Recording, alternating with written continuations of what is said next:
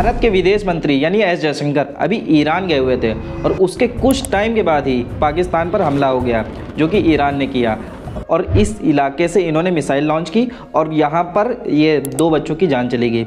और तो उस ग्रुप जहाँ पर हमला किया उसका प्रोविंस का नाम है बलूचिस्तान और एक जैश अल अदल नाम का एक मिलिटेंट ग्रुप पाया जाता है, यानी कि टेररिस्ट ग्रुप जिसको ईरान बताता है। तो उस पर हमला किया। उसके पीछे का अगर आप रीज़न देखेंगे तो यहाँ पर ये लोग रहकर इस पूरे रीजन को डिस्टर्ब करते हैं और यहाँ पर एक नए देश की डिमांड करते हैं। इसमें पाकिस्तान सपोर्ट भी करता है कि हम आपको सपोर्ट करते हैं, आप यहाँ पे एक नया देश बनाएं। या अगर आप देखेंगे तो बलोच जो है तो ये बलोच लोग यहाँ पर रहते हैं और जो सुन्नी मेजोरिटी में है और ईरान जो है वो शिया मेजोरिटी का है। तो ये लोग कहते हैं कि हम आपको एक नया देश बनाने में मदद करेंगे, जिसकी वजह से ये रीजन पूरा डिस्टर्ब रहता है। बल्कि बलूचिस्तान पाकिस्तान में भी पाया जाता है, तो वहाँ ये लोग ऐसी मांग नहीं करते, लेकिन ईरान में ये लोग करते हैं कि वहाँ पर एक नया देश बनना चाहिए, जिसके विरोध में ईरान ने ये एयर स्ट्राइक की और 2 बच्चों की जान चली गई। अब पाकिस्तान इसका बोल रहा है कि इसका कॉन्सिक्वेंसेस भुगतना पड़ेगा।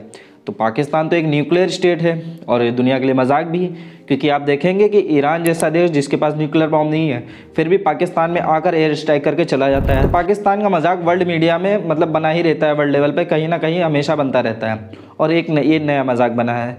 और पाकिस्तान का अगर आप देखेंगे कि ये मिलिट्री पे बहुत ज़्यादा ही स्पेंड करते हैं, इनके ऊपर अभी दुनिया भर का इतना ज़्यादा कर्जा था, सब कुछ था, इन्होंने टैक्स बढ़ाया, सब कुछ किया, लेकिन आर्मी बजट नहीं कम किया।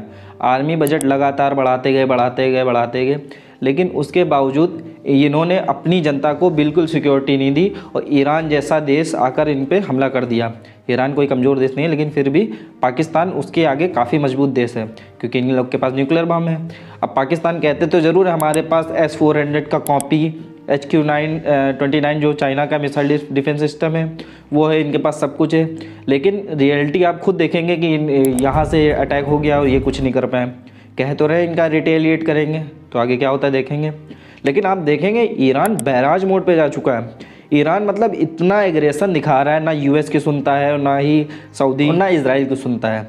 तो अभी कुछ टाइम पहले इन्होंने इराक पे भी हमला किया था, क्योंकि वहाँ पर एक बिल्डिंग थी, तो इनका कहना था कि वहाँ पर मोसाद जो है यानी कि इजराइल की इंटेलिजेंस एजेंसी वो ईरान पर स्पाइक कर रही है, यानी कि नज़रें रखे हुए हैं, जिसकी वजह से इन्होंने उस पर अटैक कर दिया। और अगर आप देखेंगे इजराइल फ़लस्तीन के पीछे जो हमास ग्रुप है उसका भी विरोध, जो मतलब कि ईरान को बताया जाता है कि ईरान ही हमास को सबसे ज़्यादा सपोर्ट करता है। और अगर आप ये रेड सी में देखेंगे, गल्फ ऑफ आदेन के पास ये रीजन, तो इस रीजन में जो हूती पाया जाता है उसको भी ईरान सपोर्ट करता है। US ने भी सबूत भी दिया था कि ये सारे जितने भी इक्विपमेंट हैं सब ईरान के दिए हुए हैं।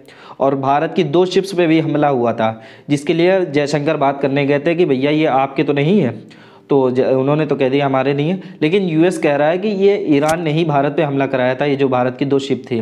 तो ईरान ने ये पूरा रीजन डिस्टर्ब करके रखा है, तो ईरान अलग मोड पे चल रहा है। वहीं दूसरी अगर पाकिस्तान को आप देखेंगे तो पाकिस्तान के पास न्यूक्लियर वेपन है और इनके पास अच्छे एयरक्राफ्ट हैं, सब कुछ है। इनकी मीडिया आए दिन गाया करती है कि पाकिस्तान में ये शामिल हो गया, वो शामिल हो गया, लेकिन रियलिटी और कुछ है। अगर आप देखेंगे इनकी मिलिट्री ही इनकी पॉलिटिक्स को कंट्रोल करती हैं। पाकिस्तान में आज तक कभी कोई पार्टी ने अपना रूल पूरा नहीं किया, हमेशा इनकी सरकार गिराई गई। पहले तो इनके लोग मिलिट्री को बहुत अच्छा समझते थे, लेकिन अब लोगों के अंदर अंडरस्टैंडिंग आ रही है कि वाकई में इनकी मिलिट्री इनको ही दबाया करती है। और दूसरी तरफ मिलिट्री के जितने भी लीडर हैं ये अपना बहुत अमीरीगिरी करा करते हैं, मतलब कि घूसखोरी करके अपना बाहर घुमा करते हैं।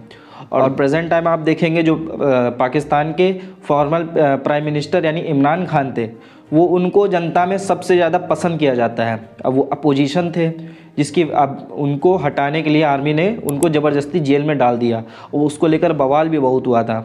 और जब उन्होंने ऑनलाइन जलसा रखा था कि हम लोग चलो आप ऑफलाइन नहीं करने दे रहे हैं कुछ, तो हम लोग ऑनलाइन अपना समारोह जो भी होता है प्रचार वचार इलेक्शन का वो कर रहे हैं, लेकिन वहाँ पर पूरी इंटरनेट काट दी गई थी पूरे पाकिस्तान में कि ये लोग ऑनलाइन जलसा ना कर पाएँ। तो ये सारी चीज़ें पाकिस्तान में चल रही हैं। अब इमरान खान के जो PTI है उसका सिंबल क्या है, यानी पाकिस्तान तहरीक-ए-इंसाफ का सिंबल है बैट। तो ये लोग कह रहे हैं कि बैट भी इनसे छीन लिया जाएगा, यानी इमरान खान से। अब यहाँ पर इमरान खान को आपको बता दें थोड़ा सा कि ये US के अगेंस्ट बहुत ज़्यादा बोलते हैं, और जब से US के अगेंस्ट बोला है तब से इनके दिन ख़राब हो गए हैं।